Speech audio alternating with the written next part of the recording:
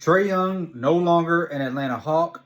The last 24 hours or so have been a lot of people talking about the X's and O's of the trade, who wins, why the Hawks gave up what they gave up for Washington, why they didn't get a ton back in terms of picks and all those things.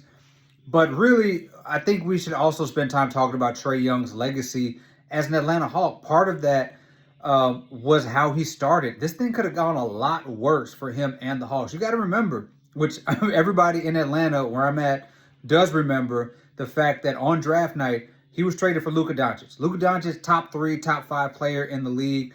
Trae Young has never reached that height. I'm not sure he will at any point in his career. And he's always was measured against this MVP caliber player to no fault of his own.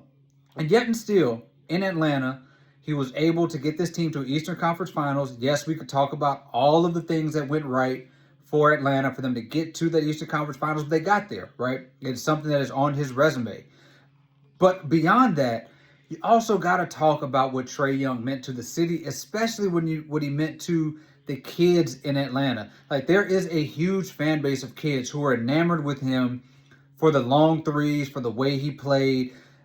Sort of like a mini version of how people feel and felt and still feel about Stephen Curry. They felt like that about Trae Young. Now, they are losing that.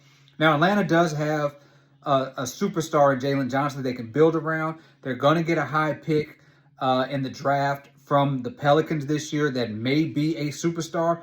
But there is a void in the city of Atlanta from not having Trae Young on your team, not having him in the city. And a lot of that is what he meant to the imagination of a lot of these kids.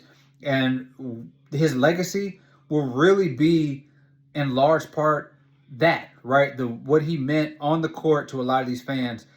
So you can't take that from him and his time that he was here.